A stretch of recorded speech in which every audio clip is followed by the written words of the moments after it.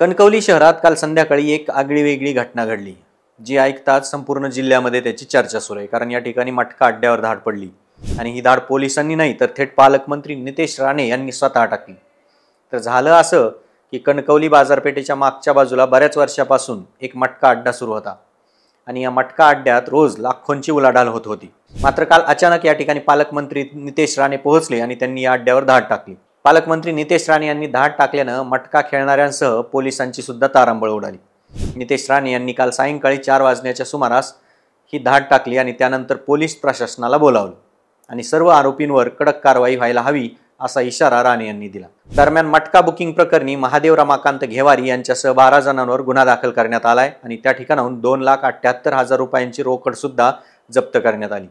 तर कणकवली शहरामध्ये गेली अनेक वर्ष बाजारपेठेच्या मागील बाजूस अंधारी चाळीसमोरील एका इमारतीमध्ये मटका कलेक्शन घेतलं जात होतं आणि याबद्दल जेव्हा नितेश राणे यांना माहिती मिळाली तेव्हा त्यांनी लगेच आपल्या स्वीय सहाय्यकांसह सायंकाळी 4च्या सुमारास स्वतः त्या मटका अड्ड्यावर धाड टाकली। जेव्हा स्वतः पालकमंत्र्यांनी धाड टाकल्यानं घेवारी आणि त्यांच्या कर्मचाऱ्यांची चांगलीच बोबडी वळली।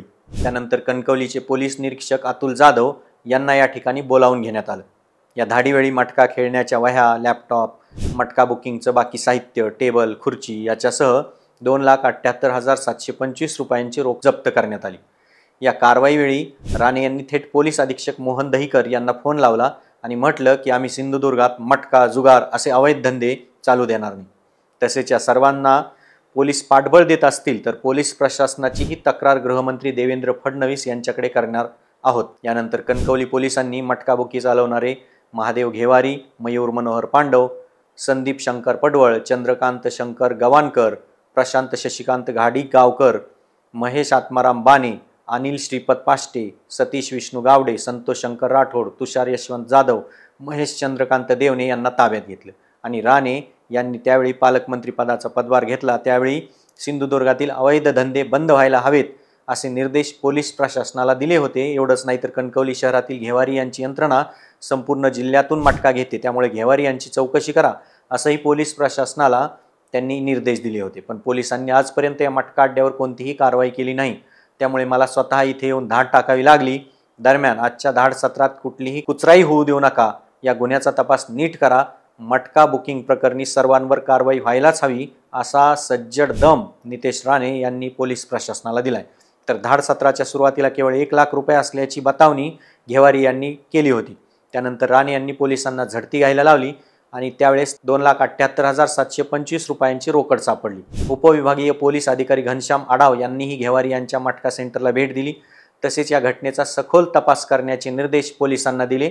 यानंतर सगळ्या आरोपींना ताब्यात घेण्यात आलं आणि पंचनाम्याची कारवाई पूर्ण होताच सर्व आरोपींवर रीतसर गुन्हा दाखल होणार असल्याची माहिती पोलीस निरीक्षक जाधव यांनी दिली। दरम्यान पालकमंत्री राणे यांनी मटका केंद्रावर धाड टाकल्यानं या प्रकरणाची संपूर्ण जिल्ह्यातच नव्हे तर महाराष्ट्रात चर्चा होते आणि शहरातील बुकिंग घेणाऱ्या सर्व टपऱ्या बंद करण्यात आल्या असून रात्री उशिरापर्यंत घेवारी यांच्या मटका केंद्राबाहेर वेगवेगळ्या पक्षाचे लोकप्रतिनिधी आणि कार्यकर्त्यांची मोठी गर्दी होत होती।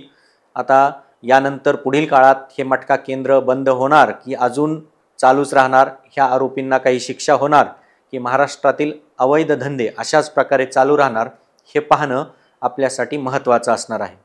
तर हा संपूर्ण व्हिडिओ आणि ही माहिती तुम्हाला कशी वाटली किंवा तुमच्या मनामध्ये जर याबद्दल काही प्रश्न शंका असतील तर नक्कीच आम्हाला या माध्यमातून कळवा। दे दणकाला सबस्क्राईब करायला विसरू नका। धन्यवाद।